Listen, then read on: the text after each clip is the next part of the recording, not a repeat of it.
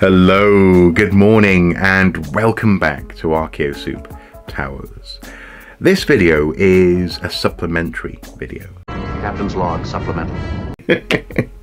In so much as the main captain's log is coming at the end of the week when I'll be launching Halloween month 2021 with a competition that hopefully you'll enjoy taking part in.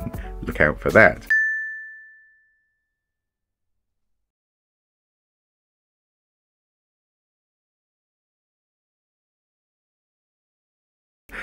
But today's video is actually me keeping a promise to you, the viewers of these videos, and also to myself, that I made back in 2014, following the death of Robin Williams.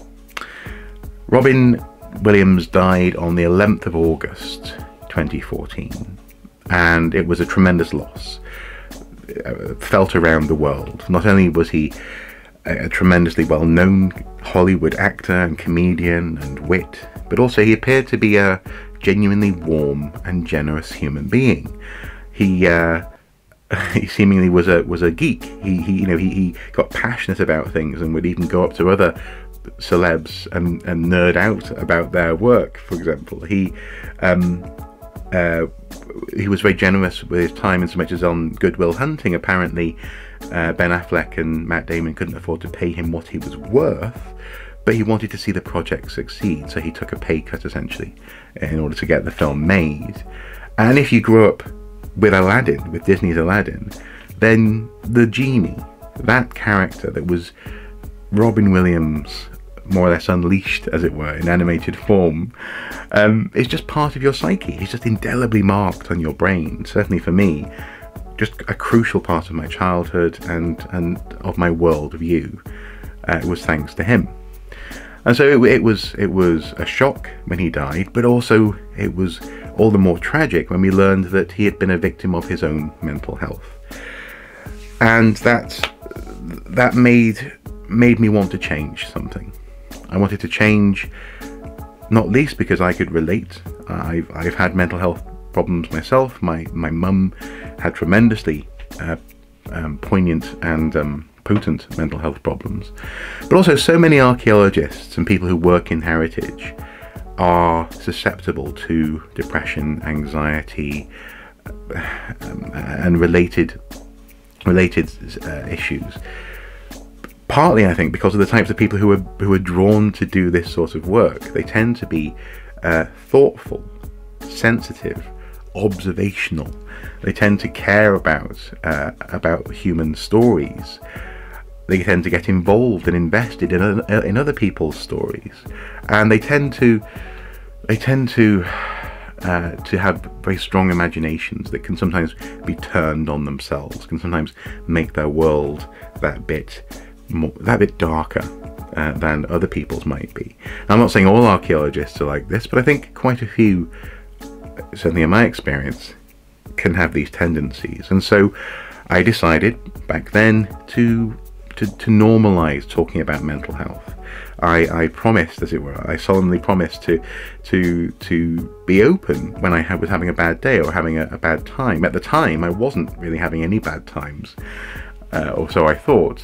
And it was a fairly easy promise to make. And I think over the years I've been fairly good at being open and honest. Every now and then I will say how I'm feeling, or I will share just a mental health awareness link, for example, or a blog or someone else's story on social media.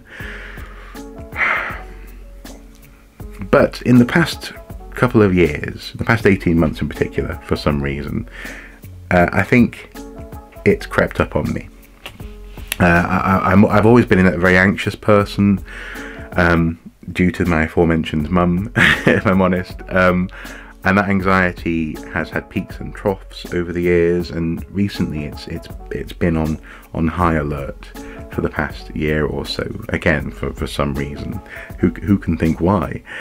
But also there's this extra thing of depression, in so much as it's interesting that I never really thought I had depression. I always thought I was perhaps a depressive, perhaps. I could relate to people who had depression, but I didn't think I ever had it myself, because again, because of what my mum had was a very complicated cocktail of things, in particular borderline personality, it seems, disorder, that she described as being depression.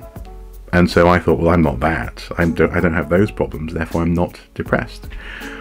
But recently, Mrs. Soup in particular, because she's wonderful and supportive, and generally I don't deserve her, although obviously I do.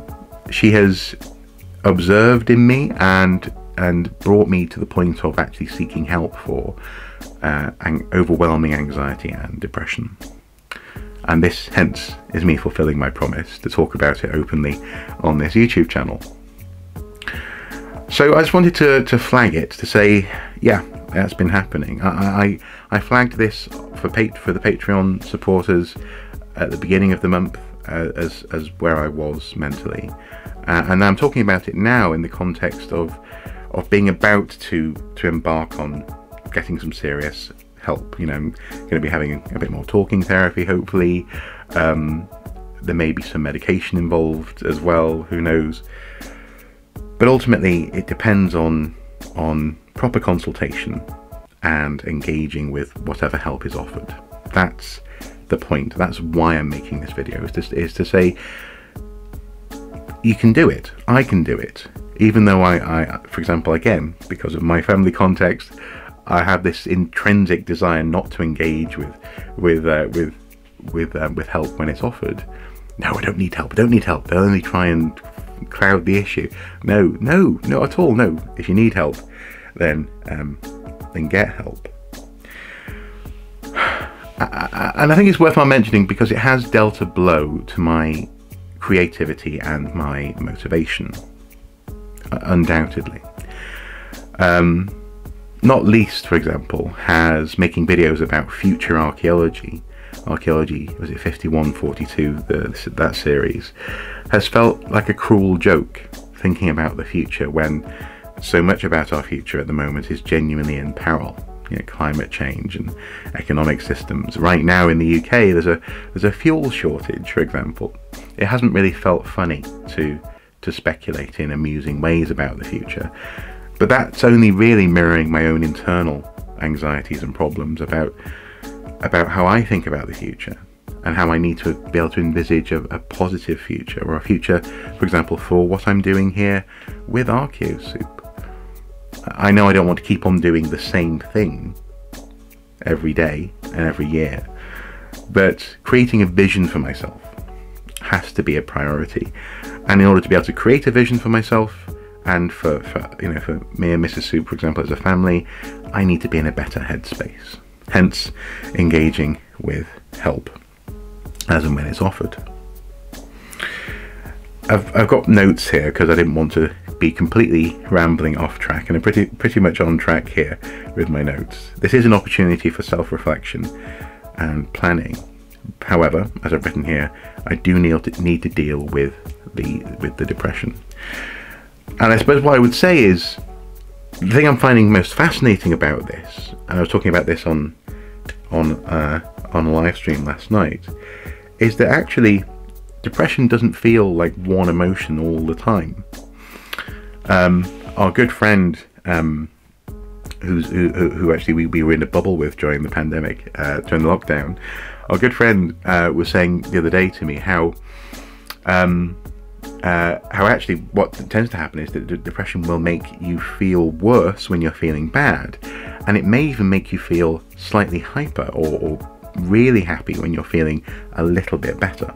It sort of it stretches out the extremes and makes it so that peak in the middle is much harsher. You're more likely to fall to one extreme or the other, rather than be on more of a plateau emotionally in your day-to-day dealings. And right now I'm on that sort of a point where the slightest thing, for example, right now there's a police car going past in the background. The slightest thing makes me wanted to stop recording this video right now and just call it a day, and then maybe come back to it later, or put it off till tomorrow or something. And that's the peak.